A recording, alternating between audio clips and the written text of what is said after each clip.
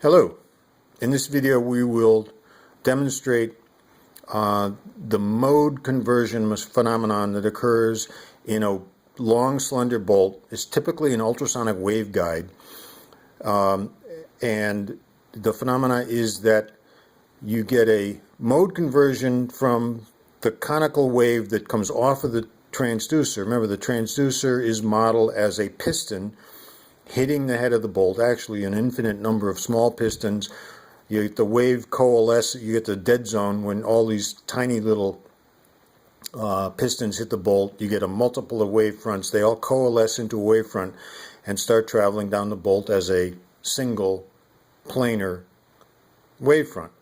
Now remember, this wave front it's a planar wave that has a conical half angle to it, so it comes out as a cone, and of course it's going to hit the side and bounce back. Now, at a certain geometric length of the bolt, depending on the diameter of the transducer, the diameter of the bolt, and the material, which is the velocity of the sound in the bolt, you get a phenomenon that happens when at a certain point in the bolt, that conical wave hits the side of the bolt, reflects off it, changes into a shear wave, crosses the bolt, bounces off the other side, and then converts back into a longitudinal wave and travels down the end of the bolt, reflects off the back, and comes back. It's called a mode conversion, and it's a longitudinal shear, longitudinal mode conversion. The reason it can be a problem sometimes is that in long, slender bolts, the mode conversion actually acts as a wave concentrator. Remember, we've got this conical wave emitted from the head of the bolt coming down, and at a certain point in time you get this mode conversion phenomena that actually concentrates the wave better than the straight through longitudinal wave to the end of the bolt. Okay, so we'll demonstrate this on this 200 millimeter old 50-year-old English head bolt. We particularly get the load conversion on this because I didn't damage the end. I did it. This is my thread chaser on my block, so I always chase the threads to clean them out because that's always very important when you're using torque to load. And that was before, well, I'm sure I used ultrasonics on them too, but that's beside the point. This is my thread chaser, so you can say I damaged the end a little bit. And so my wave coming back, my straight through longitudinal wave, is not going to have the amplitude that it should. So I get a mode conversion. We'll put a little coupling on here, put the transducer on my 50-year-old plus head bolt, and we'll go off and measure it. Bolt 2, let's do bolt 3. Measure, continue.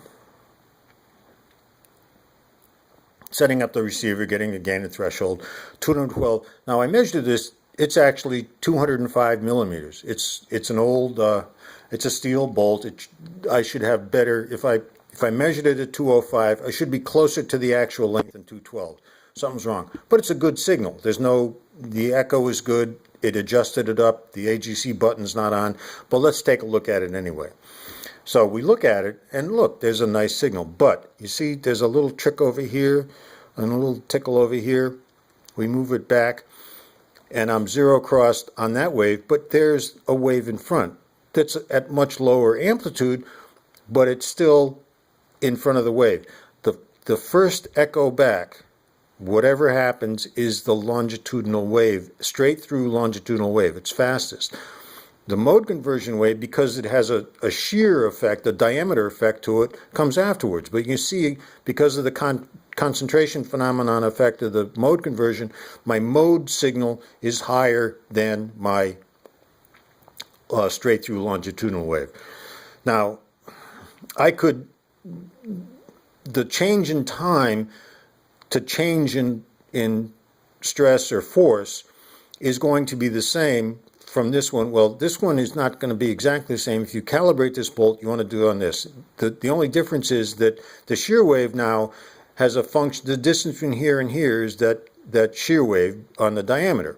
So if this was a larger diameter bolt, this wave would be out farther. A smaller diameter bolt, the mode would be closer to the first true longitudinal echo. But they're both going to add, this is going to have the effect of the Poisson effect on it, which is tiny. So the difference between the stretch to load calibration of this signal is in the dirt anyway, but it's still going to be linear because the Poisson effect is linear. So this is not what we want. We don't typically want to trigger on the mode conversion. What I'm going to do is, and you can do this in the scope, straight scope mode. I'm going to go to the manual scope, move the signal, move my triggered signal, the mode, out of the screen. I'll blow up that signal a little bit, move it back into the screen. Now, what I've done is I've moved the triggered mode off the screen. I've got the first true longitudinal straight through echo through the bolt on the screen. I hit AGC and it comes back, hit Z double bar, it puts it back in the middle. Now there's my true longitudinal echo. The voltage is 13, the gain's 109. It's still an excellent signal. It's just that the mode was a little taller than the main echo. I go back, there's my scope trace, I go back, and the length is 204, very close to 205, which is what I measured in the first place. I accept it, I come back the elongation, and it's going to trigger on that. I come back to 3, I read it again, and it remembers where it was, so it'll always come back to those receiver settings. So that's the mode, and if I shrink this down, you can see how, and this particular bolt, because it's so long and slender, we've got 3 modes in here. Let's go back to, and I think the update rate's blinking a little bit, but you can see there's the first longitudinal echo, there's the first mode, there's the second mode. We probably have lots of modes in here. Yeah, fourth mode. So the modes, again, are a function of the diameter of the bolt, the diameter and frequency of the transducer, and we always want to try to make sure that we're always on the proper longitudinal, straight through longitudinal echo on the bolt. Again, long, slender bolts, especially bolts with smooth shanks. If this were fully threaded, I would not have a mode conversion because the threads break up the echo. We have to reflect off of the shaft of the bolt like a waveguide to create that mode conversion. Threads, cross-hatching, anything in there is going to destroy that mode. And a nice slender bolt that's big and long and with a damaged end, like I told you, the mode is going to be the signal concentrator and set the mode higher.